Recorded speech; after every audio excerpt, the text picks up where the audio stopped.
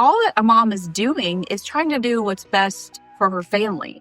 You know, the mom competition and comparison can be divisive, isolating, judgmental. So whether you choose cloth diapers, bamboo diapers, or you're going straight up Pampers, whether you're no screens at all or limited screens or wide open on screens, you as mom need to be doing what is best for you and your family. Nobody wins when we are divisive and tear each other down over these choices.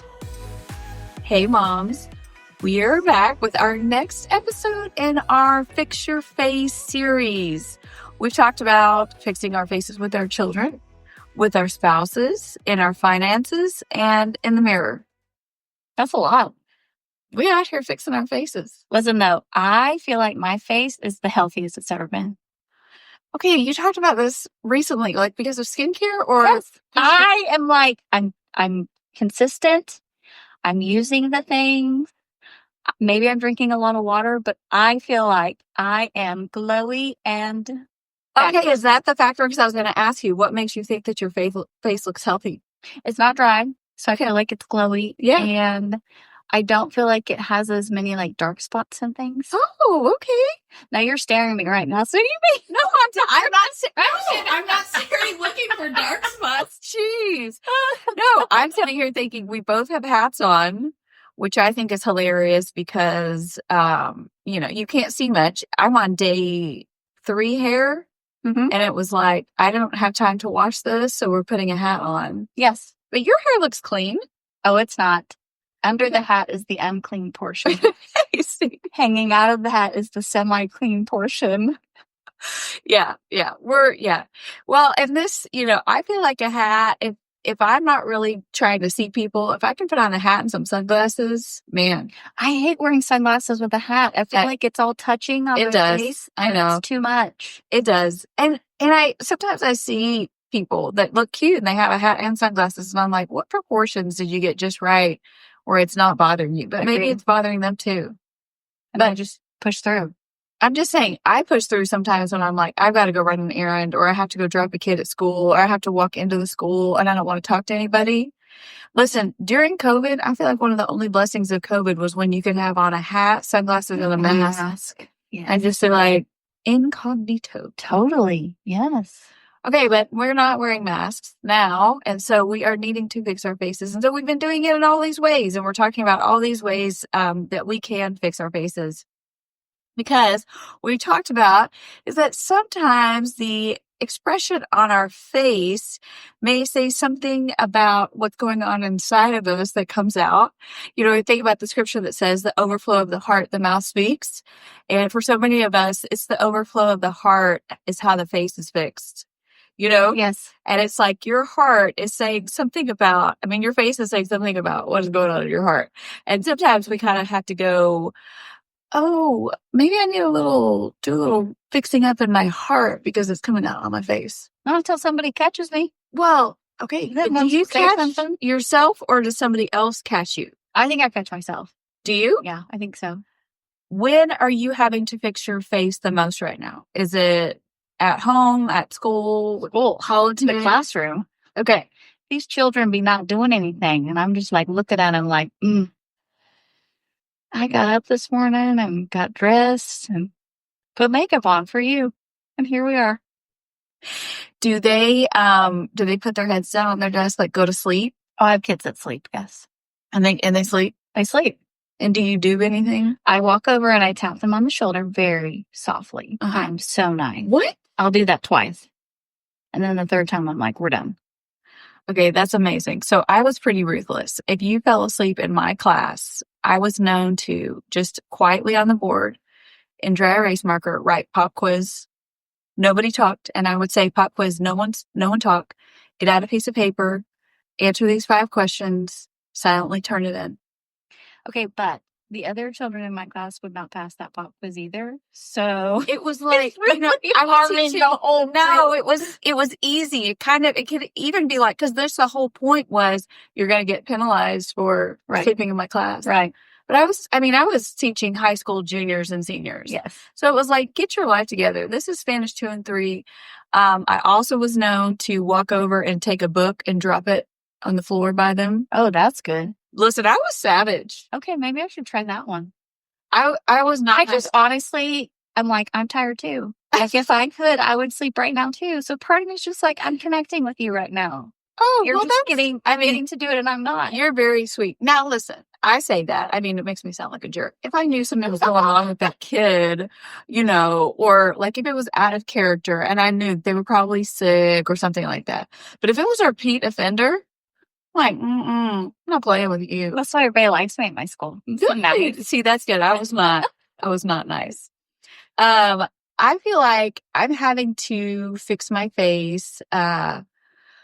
I don't know, with my children, I guess. I'm noticing that, I don't know, maybe sometimes when they talk to me, I am not engaged in the way that I would like to be. Sure.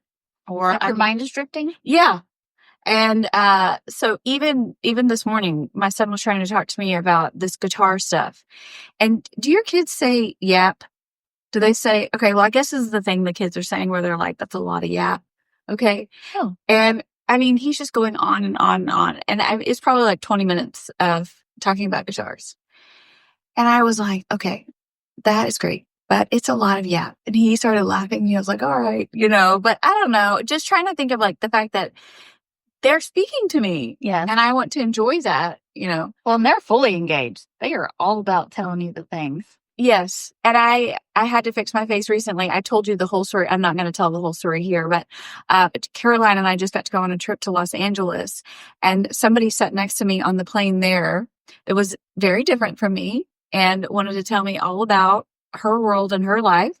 And I just, by the grace of God, fixed my little face with a smile on it. And then I thought I was, would never see that person again. And then we got on the return flight home, and here she comes walking up and says, "Can I sit with you guys?" And when I tell you, if I have ever fixed my face, I want to know what the statistics are on that. Like, how often does it actually happen that you fly somewhere and fly back with the same stranger? I don't know. And like I told you, I just had to go, my little introverted heart did not want to have another. Because I mean, I engaged with this person. It was a 3-hour flight, over half of the flight where we were engaged. And I told you I was playing this watermelon game on my phone. And, she just sat there and watched me play it, leaned over on my armrest watching me play it. But you have to go, okay, God, what are the chances? Because you clearly allowed this. Clearly.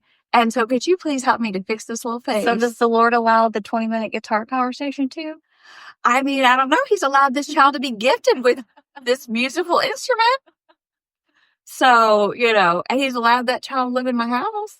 So that's right. That's right. Face. Yes. Preach. The truth is, we will forever interact with people we don't agree with, who approach things differently than we do, who are doing things that we don't necessarily do or want to talk about.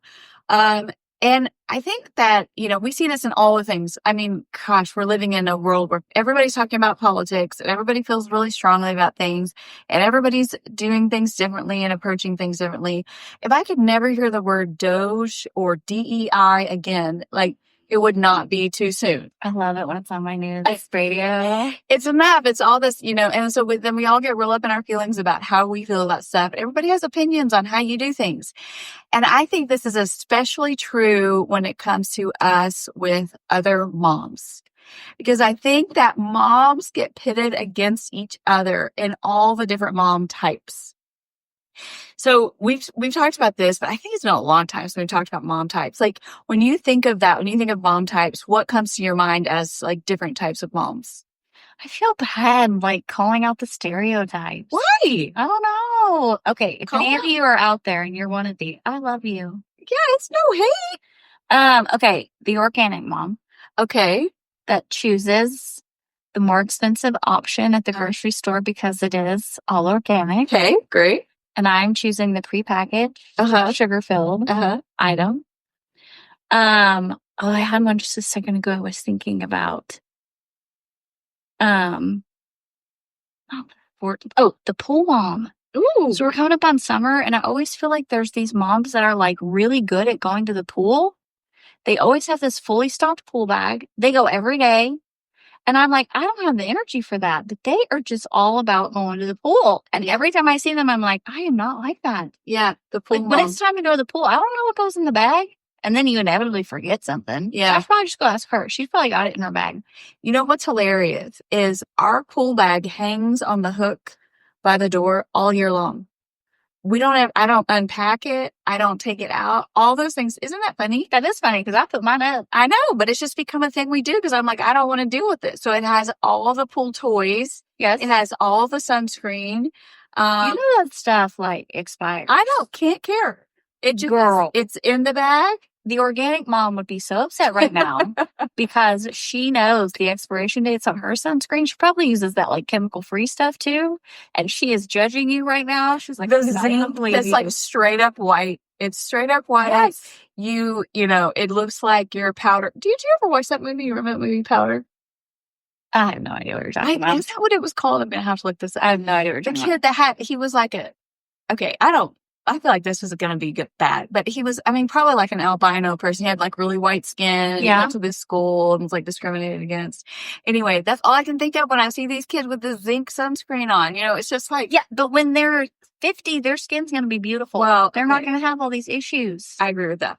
All right. So there are all these types of moms, like you listed. There's PTA mom, helicopter mom, snowplow mom, sports mom, workout mom, wine mom. You know, she's out here wearing rosé all day shirt.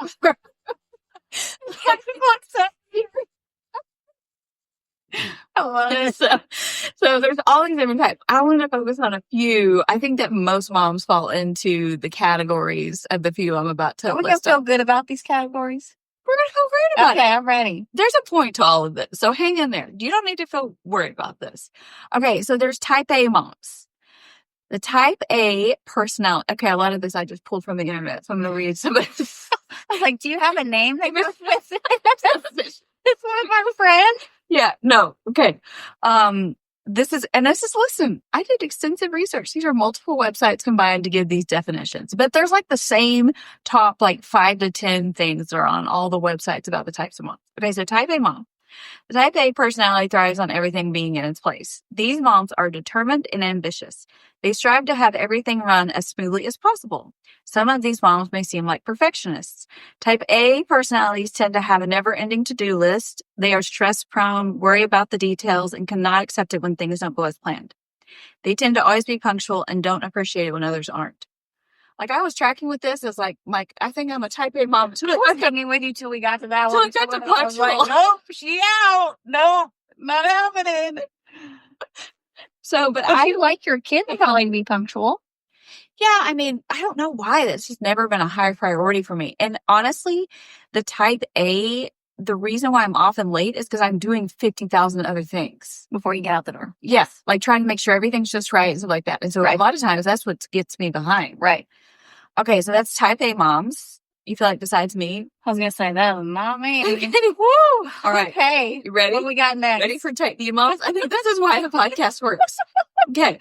Is it actually called type B? Literally. Oh. Type B moms. I want to be a B? This is not bad. This is like the same thing as... Whatever. You just bumped me down on the scholastic scale. I am a B now. Oh, no. Okay. Look. And this is also like, have you heard of like the white SUV moms and the black SUV moms? Is there a minivan? Because I don't even have an SUV. And it's funny because you do drive a white minivan. I do. But you're a little bit more of a black SUV mom. I'm a black SUV mom. Well, because I think type B moms are a lot of times the black car moms. Okay, here's what it says. Tell me. A type B mom is defined as someone with a relaxed, easygoing personality who doesn't follow a strict schedule or routine. The kids can eat at the table or on the couch. They don't have a problem just pulling laundry from the clean pile, also on the couch. They're spontaneous, easygoing, flexible, can be forgetful at times, may not always be on time, lacks a rigid schedule or routine, comes up with solutions on the fly, may lose track of items around the house. Although for you, this is good, man. But you like to know what things are. Doesn't mind a little mess, and probably adheres to the scruffy hospitality mindset when guests are over, which I didn't even know that was a thing, but from context, that makes sense. She might also be considered the fun parent by her kids. Oh, but I'm not the fun parent. I'm everything but the last one. Really? Yeah, Greg's the fun parent. Really? Yeah. Okay. That's interesting. Okay, so what we're seeing here is that even if we fall into a category, there are some things that don't quite fit. Yeah, Okay. but you might be the nice parent. The fun living? No, listen. I can be the fun. I was taking the kids home from church the other night and we did Chinese fire drills. My kids were like, can we do this? I'm like, absolutely, we're in the neighborhood.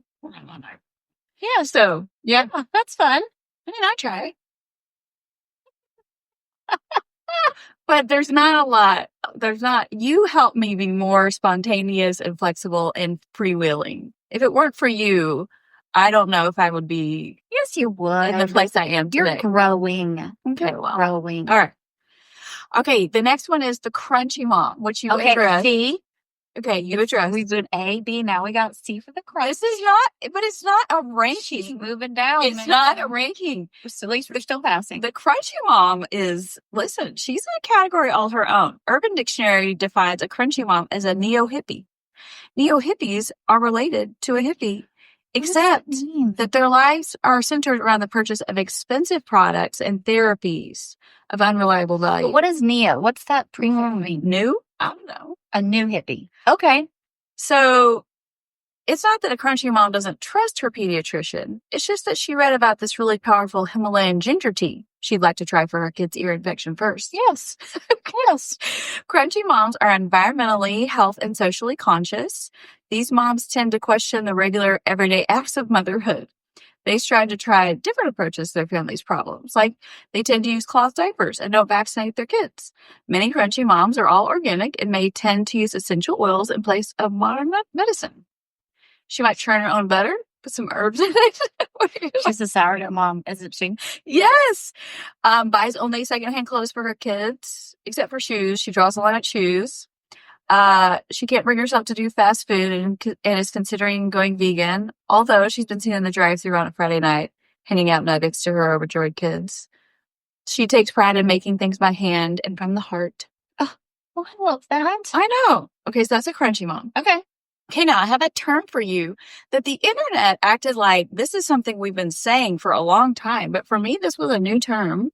And I guess it's going to be so new for me because if you've heard it, I haven't heard it. Okay, this is called the silky mom. I've not heard this. Okay, well, buckle up because I feel like we're going to identify a little bit more with this. Silky moms are the opposite of crunchy moms. Urban Dictionary defines them as a modern mother who is into using advances in science, medicine, and technology to aid in her parenting. Silky moms don't typically use cloth diapers. They use disposable ones. They believe in vaccinating their children and rely on trusted medical professionals to aid as needed. Silky moms don't mind feeding their children fast food occasionally and go with the typical flow of parenting. The extreme end of a silky mom is one who uses and perhaps abuses modern conveniences. Like, not only does she use disposable diapers, she doesn't pretend to care how much plastic her kid's butt is sent to the landfill. A silky mom gets the epidural, vaccinates and medicates her kids, and lets them drink. This says pop. Some Yankee wrote this. Soda, Coke, caffeinated drinks. She lacks the belief that women should fake it for public consumption. She refuses to do the dance of who's doing motherhood better. Silkies are chill about everything from screen time to high fructose corn syrup. They most closely resemble working moms of the 80s who let their kids live free range and had a freezer full of frozen food. I don't understand why she's called Silky. Like, she doesn't sound silky. I don't understand that. I don't know if silky is like the easy way.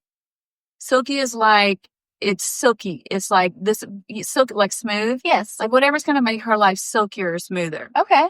She lets her kids have unrestricted screen time because she grew up in front of the TV and turned out just fine. Yeah, we did. She packs cartoon character cookies, pudding packs, and salty snacks for school lunch because she knows the kids will eat it. That's all that counts. Disney Princess Goldfish. Yes. Buys the sugary snacks and juice. They're baby teeth anyway, right? You know what I mean? Like if they're gonna let the first set of teeth That's go. Right. So what's the big deal? That's right. Does what makes her family happy because life is for living. Amen, sister. Let's go. Okay, so then I have one more. Oh no. Well, no, this is not bad because the crunchy, silky, scrunchy. What? Scrunchy is not because the mom wears hair scrunchies, but because she is a mix of silky and crunchy. Oh. All right? They may prefer cloth diapers and essential oils for certain times and for different reasons, but they are not necessarily against modern medicine and as occasional bottle feed. They have the best of both worlds as they see it. They don't feel bad if fast food needs to be a quick dinner, but they also like to cook clean organic meals at home. Scrunchy moms are meant to be the relatable middle every mom, halfway between crunchy and silky. This hashtag has found footing with women who don't see themselves as extreme, but it's also met with an eye roll of yet another label, being put on moms. Yes. So they might let the kids watch 6 hours of movies on a lazy Sunday or a hard Tuesday. They make incredible chocolate chip cookies, but sometimes they use carob and honey instead of like white sugar. They might be breastfed, bottle fed, formula fed, and have pumped and dumped. They keep meaning to donate the bags of clothes sitting in their trunk. So it's just kind of like a combination. Yes. Like scrunchy. It's a little bit of this and a little bit of that, which for me, I identify with the most. Well, what's the midline between the A and B mom? I feel like if Silky Crunchy has a... So I think there might be a C mom. I honestly think there might be a type C mom. I started to see that, but I didn't have time to research it. So I'm wondering if type C mom's like a little bit of A and a little bit of B. I agree. Yes. So which one, of all of those, what do you relate to the most? You're type B. Yeah. And silky. Yeah. Yeah. Yes. Silky B. I feel like you're silky I'm B. getting a shirt that says that. Y'all watch out. I'm about to have it for the summer. Actually, wait a second. That might lead people to think of a not nice word. So maybe I'm not going to put that on a t-shirt. Okay, never mind. Well, because I was about to say, I'm a scrunchy A.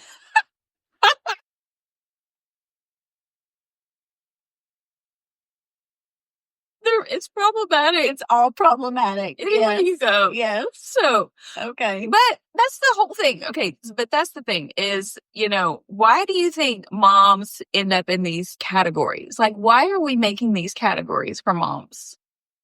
Somebody has too much time on their hands. I'm like, y'all must not have kids to come up with all these categories. I'm too busy trying to do it. Well, there's not these things for dads.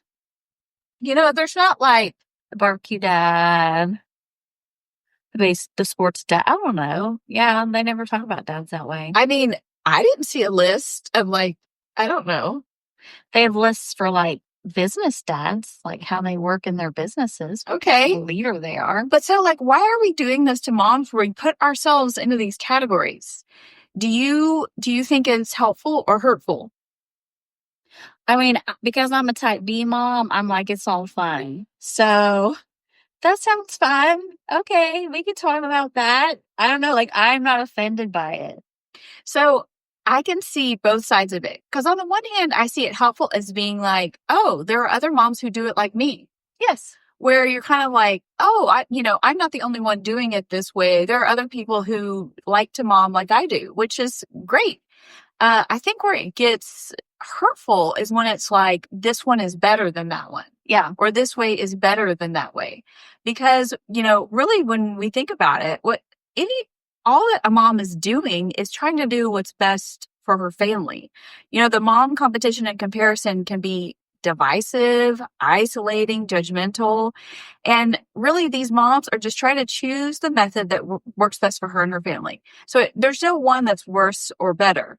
So whether you choose cloth diapers, bamboo diapers, or you're going straight up Pampers, whether you're no screens at all or limited screens or wide open on screens, whether you pick and coordinate your children's outfit or you let them pick it as the mood strikes, you as mom need to be doing what is best for you and your family. Nobody wins when we are divisive and tear each other down over these choices. But the opposite is also true, that when moms are united and encouraged, everybody wins. And, kind of as we discussed, there are huge benefits to each of the types. Type A moms are going to have a plan. That's who you take on vacation. And they're going to get some stuff done. I'm like, you're going with me because you're going to know what we're doing every day and have a little schedule for it. Yes. Type B moms are relaxed and present and make sure everybody's having a good time. Listen, if you forget it, it might be in my minivan. Left over from last week. So I'm ready for you. Yes. That's right. You're going to have a bag or a minivan. Except for the pool. I'm not the pool mom, so sorry. I won't have it for the pool. But you do. You'll be able to swish around in a bag or something and find whatever is needed. Yes. Silky moms are conscious of the limited time they have and use modern conveniences to help them make the best of it. Yes. Crunchy moms are conscious of protecting this beautiful world God created. Yes. And protecting their health and the health of their family. There's no one right way to do it. And we, on the Gathered Moms podcast, we look to the Bible to be the guide for our life. And there's nothing in the Bible that says this is how you're supposed to mom. It doesn't say cloth diapers. It doesn't say how much screen time. There's nothing in there. And so I think we as moms have made things of like, this is the best, this is the way to do it, that aren't necessarily things that come from the Lord. What we do know is that God says to steward well this gift that he's put in front of us. Uh-huh. And he gives us a heart behind it. But how we execute that can look different from mom to mom. Agreed. And talking about the Bible, when we do look at the Bible, we see different types of moms and we see how they worked with each other in community.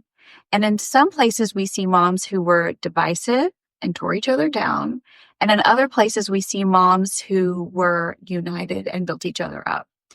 And when I think of moms in competition, divided with one another, the first names that come to mind are always Leah and Rachel. I knew you were going to say it. I was going to put Rachel first, but you put Leah first. Okay. Well, listen, she's always getting put second. I know, but it's because Rachel's the one that's out there like pulling punches. You think? Yes, girl. Throwing punches. Throwing punches. Yes, throwing punches. Bless Leah. I'm going to give her a big hug in heaven. I know, but listen, Leah threw some shade too. Because she had to. Okay. Sarah was backed in the corner. Okay. Okay, so give us the rundown. What happened with these two girls? You got Jacob, and what happens, Becca? Because he wants to marry Rachel, and the dad does a switcheroo and puts Leah in the wedding tent first.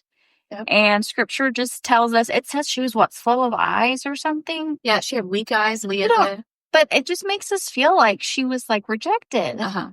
So then, bless her heart, she's in this marriage with this man that really wants her sister. I just feel so bad for her. No, I know. It's a terrible situation. Okay, so we've got Jacob is sent to go and get a wife from his family's people.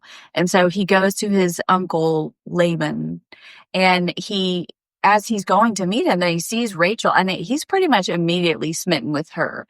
And he goes to the uncle and says, I'd like to marry her. And he says, okay, work for me for 7 years and you can marry her. Well, the 7 years comes up, and so he gets to marry her. Well, I guess she has a veil on, and they get married, but then they go into this wedding tent, and maybe that boy's been hitting the sauce. I don't know what exactly happens, that they do this switcheroo. But Laban sends in Leah for Jacob to consummate the marriage with. And so the next morning when the veil is off, he realizes it's Leah instead of Rachel. And he's shocked and dismayed.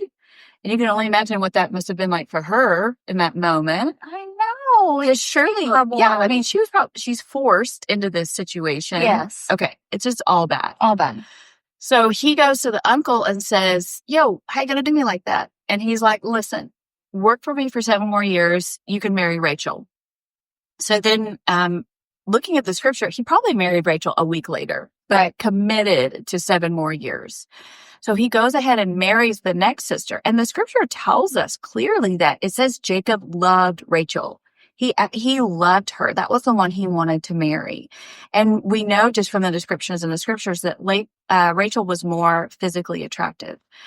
So he marries these 2 women, and they get pitted against each other. And they live in competition with each other for the rest of their days. And the way that they start competing is by trying to have children first. Because, that was one of the ways that they blessed the husband, was by having children for them. And so what we see is that God allows for Rachel to not be able to have children for 14 years.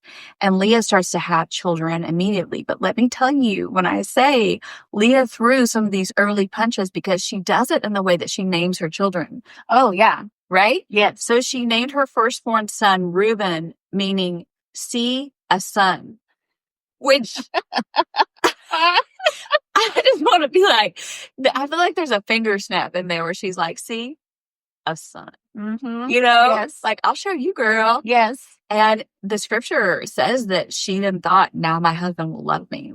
And then she has a second son born, and she names him Simeon, which means God hath heard that I was hated. But that feels like another blow. Like, God has blessed me. You're still sitting here without kids. And then she has another one, Levi, and says, because I have given my husband a third son, he will live with me now. So we see, they just have this wildest story. They end up bringing in maidservants to sleep with Jacob because at different times they can't get pregnant. And so that becomes these 4 women all involved in this just really terrible situation. And we have no reason to believe that they ever got to a place where they were living in unity or encouragement or support of one another, that it was just this competition the whole time. And I think about, they were both in this terrible situation together. Mm-hmm. Neither of them asked for this. Nope. Neither of them wanted this. They were in a terrible situation. They spend their entire lives in competition with one another, tearing one another down. I just can't even imagine the misery. And instead of being able to celebrate, they criticized. Instead of unity, they brought division. I just think about how differently their lives could have gone if they would have looked at each other and gone, you know what? Neither of us chose this. This is a terrible situation that we are in. Let's band together. Yeah. Let's cheer one another on. Let's build one another up. Let's celebrate one another. Like how differently that would have affected their lives. These women had to live next door to each other forever. Right. And could have chosen to celebrate instead of compare. Right. Could have chosen to cheer instead of compete. And I think in stark contrast to these 2 women that we find 2 others in the New Testament. And I love the way that they responded to each other. And that's Mary and Elizabeth. Yes. And in a similar way, each of these women ended up in an unplanned, challenging situation. Right? Mary finds out that she's this very young woman, a virgin, and will be the mother of Christ. And then you've got Elizabeth, who's an old woman who's never had children, and finds out she will be the mother of John the prophet, who's going to pave the way for Christ. And I think these 2 could have easily seen the other as competition, especially for Elizabeth, who, young Mary's going to show up on her door pregnant. And Elizabeth could have very easily been resentful that it was finally her time to shine. Yes. They'd gotten this special visit from the angel. They're having this prophet child. She should have been the special one in her family. She's waited her whole life to get pregnant. She's been barren. And now here comes Mary taking the limelight. She could have been bitter about how easy it was for Mary to get pregnant after she had struggled with infertility her whole life. But instead, I think these 2 women model for us how mom community is supposed to be. Because in Luke 1, it tells us that after Mary found out, she went to Elizabeth. Right. And I think that is the first thing, that step 1, that we move toward each other. That's good. Because I think that moms, it could be very isolating to be a mom. I think that when we do have friends that have potentially struggled with infertility, especially, I just think about even relating on that component, that we don't necessarily go and tell another mom. Sure. Because we feel like, oh, I can't celebrate my good news. Right. But Mary went. Mary went to her.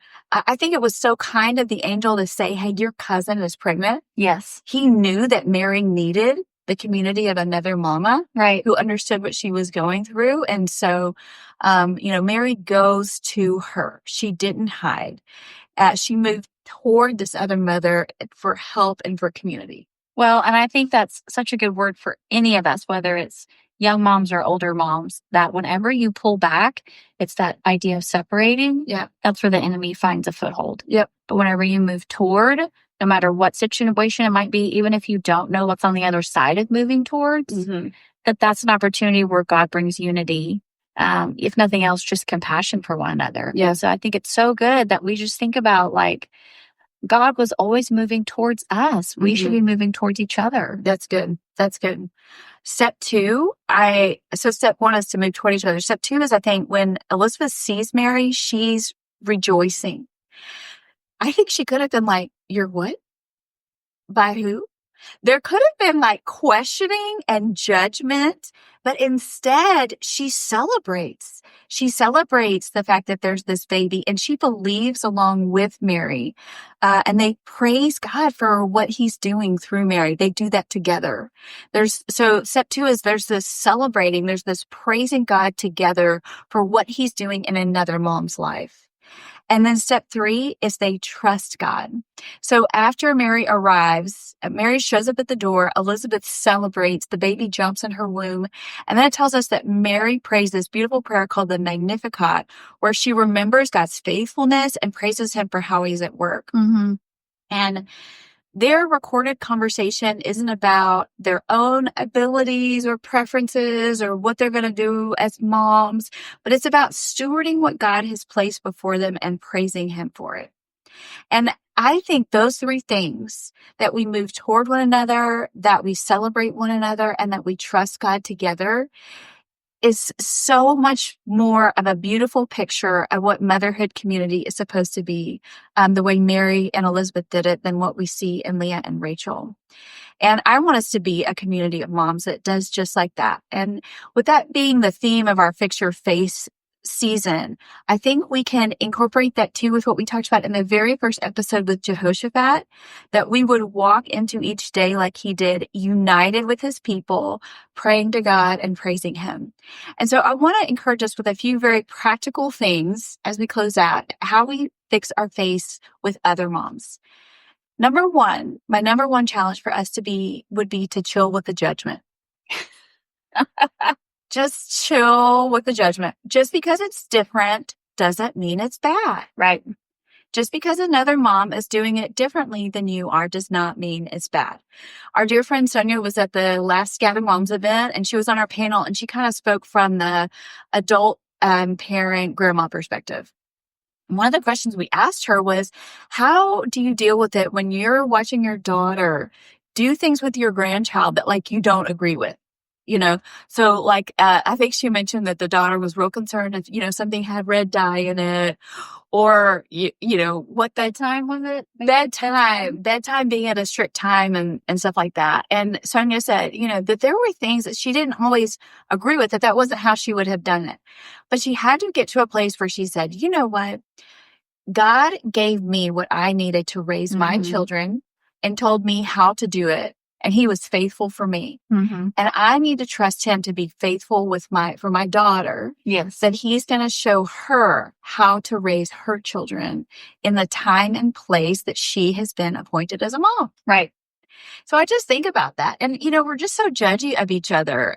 It's like, I don't know. You see a mom who's real worried about giving their kid a Capri Sun, and you're like, it's not going to kill them.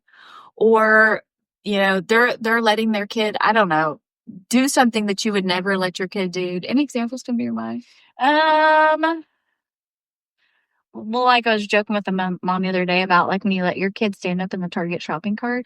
Yeah. And like when I was a young mom, I didn't think 2 seconds about that. I was like, listen, if it keeps them from screaming so I can get done with my shopping, let's go. Yeah. And then as an older mom, you're like, and you like run towards them and you just want to be like, hey, like you want to like encourage them and not judge. But I just think, we forget the survival mode that you're in as a young mom. It's so funny that you bring that up, because I remember older people doing that to me when I was, had the kids or whatever. And you're just trying to survive. And somebody walks over and they're like, I've seen a kid fall out of a cart like that. And it's like, okay, I get it, but bro. So that leads me to step two. So number one, my first piece of advice is chill with the judgment. Number two, stop giving unsolicited advice. Just stop it. Listen, I need to say to you moms, and for all of us in the trenches, if you want advice or feedback on something, you need to ask for it. Because otherwise, we're all just going to need to commit to keeping our mouths shut. Okay? Yes, mama, you may have already been through the toddler stage and you're watching another young mom get on the floor and try and negotiate with her toddler who is having a tantrum on the floor. And you know that that's not the way. You've done this a whole bunch of times, probably with multiple children. And you know you got to let that kid just make a fool of themselves until they wear themselves out. And we don't negotiate with terrorists, right? Mm-hmm.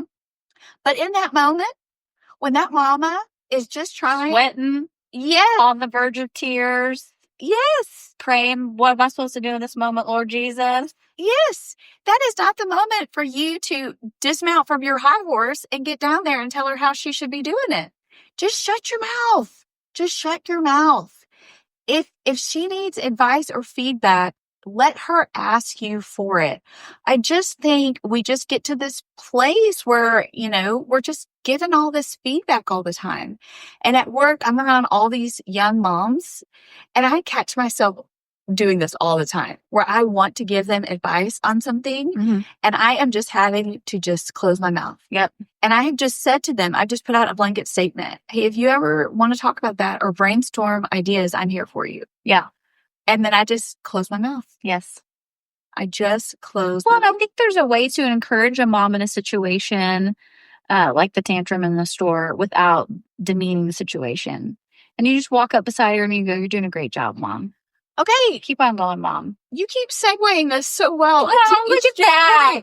Okay, because my third one is be the biggest encourager and cheerleader. Yeah. More than advice, moms need encouragement. And a piece of encouragement or cheering them on will do way more for them than you saying, oh, well, you shouldn't be using that type of formula. Or, oh, I didn't let my kid have a pacifier after age 3. Or all those little, listen, she's going to work that stuff out. What she needs to hear from you is that she is doing great and that God has equipped her for this and he has made her that child's mama and that he's got her, you know? Yes. Because I think just what Sonia said, the same way that you and I were in that situation with our own kids and made mistakes, we learned from them. Yeah. And sometimes even with our own kids, we're like, you're going to have to make a mistake here because you're going to learn from it. Same thing with motherhood. So I don't need to fix her mistake for her. Jesus can do that. I just need to give her a big hug and say, I'm praying for you. Yes. And so moms listening today, that's what we want to say to you. We think you're amazing. You are listening to this today because you want to be a good mom and you know you need mom community and support. And so listen, no matter what happened today, if a kid told you they hate you, if you lost your cool with your family, if your teenager won't talk to you, hear us. Keep going. God made you to be the mom for your children, and he is pleased with you. He will provide all you need to keep going with joy. Amen. We love you, mamas. See you next time. Bye-bye.